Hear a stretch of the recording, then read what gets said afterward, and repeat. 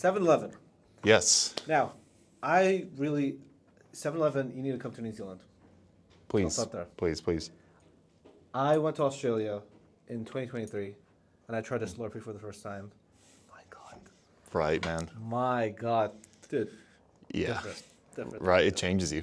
Changes your chemistry. Yeah. February 2023 was like the start of New Abdel, honestly. Like, I think my frontal lobe developed like right away. Yeah, I yeah. didn't need to, I don't even need to hit 25 anymore. I was just like, boom. No, it just thump. Yeah. Just yeah. Fair enough. So they've collabed with Live Nation. The Do I get a tour company or yeah, tour like a ticketing business? live, Yeah. ticketing event thing. And they're bringing back 2000s emo bands. We're talking, who we got? Who was it? Limp Bizkit, Yes. Yep. Blink-182, Nice. Weezer, Panic at the Disco. Nice. And they're doing like Slurpee themed activations for each of these brands, which is crazy. So imagine. Really? Ooh. Yeah. So nice. imagine like you're walking into this like festival thing, and you see like a Weezer Slurpee.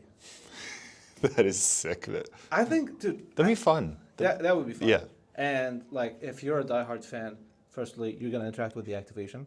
Secondly, that's like the easiest walk in the park for the audience to like record stuff. Because Yeah. these like in-person activations are so underrated. I feel like these days. Like just yesterday, and I'm not actually making this up. I was walking at opposite of the local supermarket, and there was like a shelf in the middle of the road, like on the side of the road, that had like, is it jam? The word is jam, like fruit jams and stuff, Yeah, like yeah. preservatives and stuff. Yeah. And it was just chilling on the side of the road. And like I Oh, went there, well. I took a photo of it, I chucked it on my Instagram story, and then people were like, "Oh, what is this? Who is this?" And this is a person with like 150 followers on Instagram. Right. So just yeah. imagine that, but a music festival with thousands of people pulling it Just sitting there. off. Yeah, honestly, Yeah. it is crazy. Yeah, I think that's pretty cool, and I feel like it gets me thinking about like the whole nostalgia thing, because like I know like for the last. It feels weird to me because like for the last decade, I know there was a lot, especially in like music, a lot of like 80s nostalgia, and then touches of 90s as well, in fashion as well. But then it's like, I don't know what it is. It feels like in the last year, maybe two, that, you know, it's 2000s nostalgia now, and it's weird to me because I grew up in the 2000s. You know, I'm a 98 baby, so like this is so bizarre. Like makes those crow's feet feel a little more prominent. Time flies, you know. Time, it's actually scary because sometimes it takes these like events and stuff for you to like actually like have this like wake up call of like, damn, it's been, I don't know, like the 2000s was almost more than 20 years ago now. Like that is insane. That's scary. But it's cool. Like some of those bands are still so relevant. Like have you listened to any of those guys? I've listened to like one Weezer song. I'll be Fair. real. I'm a shit poser. I used to have a Weezer T-shirt, but then Nice. I would always I'd always lose the allegations of like, oh, name 3 songs. Yeah. I wouldn't. Are you big on Weezer? Are you big on Blink-182? Not like I know a few of their songs. I'm not like massive on them. When I saw Foo Fighters, I think back in 2015 in Auckland, Weezer opened for them, and they were cool. And then Rivers Cuomo, the singer, came out, jammed. yeah. It was a cool time. That was kind of like my introduction to Weezer, I suppose. I like Green Day, but Nice, yeah, same. like as a band, not really for their music. Like their graphic tees. I'm just like a fucking graphic tee nerd. But Right.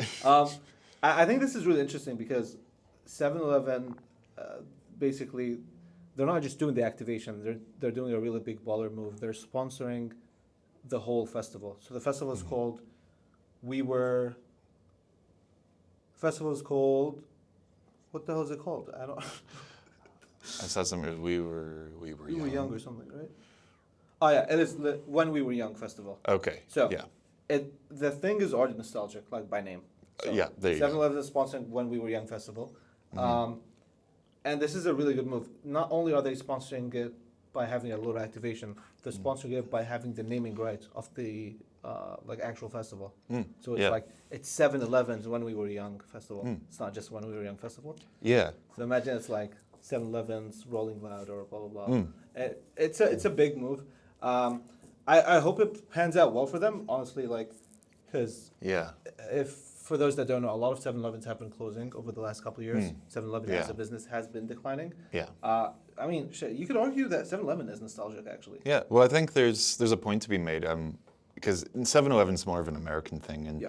like I wasn't old enough because I came to the States, or I came here in 2005, and so like I was didn't get to that age where I would just hang out with friends in the States, but like that was a big thing of the part of the culture there. Going to 7-Eleven, you get a Slurpee, you hang out. Freaking Yeah. what's it? Simpsons did Yeah. it with the Quickie Mart for decades, totally Yeah. inspired by that culture.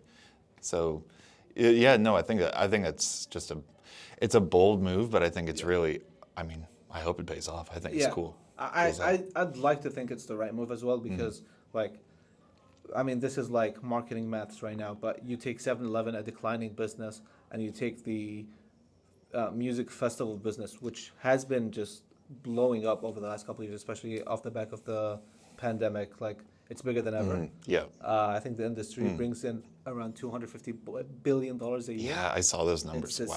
stupid industry money-wise, and I think that like it's definitely the right space to be in. Like Yeah.